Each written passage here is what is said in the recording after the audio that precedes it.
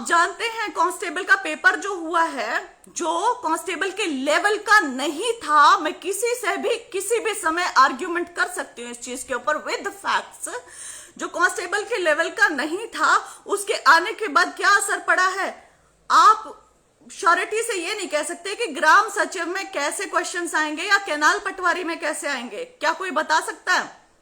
Sociology, psychology, economics उठा के दिया, क्या गारंटी है कि ग्राम सचिव और केनाल पटवारी में इम्यूनोलॉजी, बायोकेमिस्ट्री, बायोटेक्नोलॉजी, माइक्रोबायोलॉजी से नहीं आएंगे। क्या गारंटी है ग्लाइकोलिसिस या फिर क्रेब साइकिल नहीं पूछी जाएगी, क्या गारंटी है। और उसके लिए भी क्या पता कुछ लोग कह दें कि भाई ये तो ठीक है, सही पेपर आ गया। बच्चों को सब्र नहीं करना है। 12वीं का सिलेबस मीनिंग देयर बाय 12वीं का ही सिलेबस, सब्र बच्चे नहीं करेंगे, कैंडिडेट्स नहीं करेंगे। जो गलती जिसने की है वो उसे माने, कमीशन ने गलती की है, कमीशन माने उस चीज को।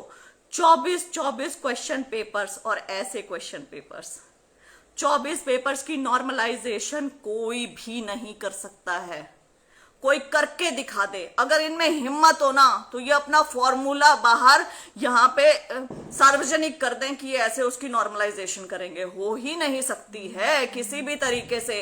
It is all done, what I believe is कि केवल और केवल कंफ्यूजन या मैसी करने के लिए ये सब कुछ किया गया है। कंफ्यूजन क्रिएट हो जाएगी, 24 क्वेश्चन पेपर्स में से किसी को पता नहीं चलेगा किसका कैसे कैसे रिजल्ट निकला, और वो अपनी मर्जी से कुछ भी रिजल्ट आ जाएगा, क्योंकि नॉर्मलाइजेशन लगाने नहीं आती है। बनेगा ही नहीं, फॉर्मूला ही नहीं बनेगा, तो क्या औचित्य रहा फिर इस क्वेश्चन पेपर का। मैम, इन socio economic marks double reservation को क्या सुप्रीम कोर्ट में चैलेंज नहीं कर सकते हम? सुप्रीम कोर्ट में चैलेंज नहीं होगा, फर्स्ट ऑफ ऑल ये हाई कोर्ट में होगा। और जो लोग बोलते हैं कि हाई कोर्ट ने पीठ थपथपाई है इन मार्क्स के ऊपर हरियाणा सरकार की, तो वो ये जान ले कि ये इकोनॉमिक वीकर सेक्शन रिजर्वेशन से पहले पीठ थपथपाई है सरकार की। अब कायदे से कॉन्स्टिट्यूशन के आधार पे सोशल और एजुकेशनल ग्राउंड्स पे पहले ही 49.5% रिजर्वेशन मिलता है और 10% इकोनॉमिक आधार पे भी मिलने लग गया है। तो social, education, economic already covered है 59.5% रिजर्वेशन के साथ। उसके बाद सोशो इकोनॉमिक देना एक अपराध है। ये केवल और केवल वोट बैंक के चक्कर में किया जा रहा है। सच बात है ये, यदि मंशा होती तो इन अंकों की जांच भी होती, इंक्वायरी भी होती, ऐसे अभ्यर्थियों के ऊपर कार्यवाही भी होती। लेकिन सिर्फ बोल देना है, उसके बाद वोटों के आनंद लेने हैं, दैट्स इट। जो भी एक चीज, जो भी एक बयान आते हैं ना, जो आजकल में भी मैं सुन रही थी, भाईचारे खत्म करने वाले बयान, या जो भी ये चीजें, या जैसे भी मैक्सिमम जहां पे जो लोग हैं उन लोगों के हक के बयान जैसे भी, तो वो क्या करते हैं, वोटों में इजाफा करते हैं। पॉलिसी बना के उसका इंप्लीमेंटेशन कैसे। Anyways, let's leave this. अभ्यर्थियों, आपको भी सीरियस होने की जरूरत है, आवश्यकता है।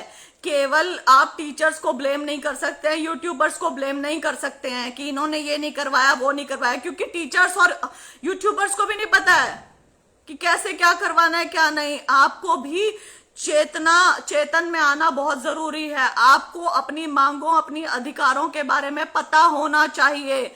आपकी आवाज उठाने से ही बहुत सारी चीजें बनेगी। ये लोग आपका मार्गदर्शन कर सकते हैं, लेकिन असल में रोजगार तो आपको ही मिलना है ना, तो चीजें तो आपकी है ना, तो आपको भी तो उसकी जिम्मेदारी लेनी पड़ेगी ना। उंगली ऐसे जब हम करते तो 4 उंगलियां अपनी तरफ भी तो होती हैं ना, तो वो भी तो देखना है ना कि मेरे अंदर क्या कमी है, मैं क्या कमी छोड़ रहा हूं या छोड़ रही हूं, या मुझे क्या करना चाहिए,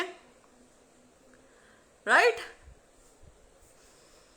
खैर, तो ये मेरा कहना था कि भाई जायज और नाजायज मांगे होती हैं। HSSC भी सुन ले, हरियाणा सरकार भी सुन ले। पारदर्शिता और निष्पक्षता एक जायज मांग है। केवल आपके बोल देने से कि हम कर रहे हैं वो नहीं होता है। हमें वर्ड्स में नहीं, हमें एक्शन में चाहिए हर एक चीज। हमें वर्ड्स में चाहिए ही नहीं कुछ, हमें सब कुछ एक्शन में ही चाहिए। हमें अच्छा क्वेश्चन पेपर भी चाहिए, हमें रिवाइज्ड की भी चाहिए, हमें डिटेल्ड रिजल्ट भी चाहिए, हमें ये सोशियो इकोनॉमिक के अंक भी नहीं चाहिए, सिर्फ जरूरतमंदों को दो। हमें ये क्या कहते हैं उसे, आप इंक्वायरी भी करो इनके ऊपर, फेक ईडब्ल्यूएस और फेक एससीसी के ऊपर, आप इनके ऊपर कार्यवाही भी करो। हाँ, डीनोटिफाइड ट्राइब वाला मैं पॉइंट भूल गई।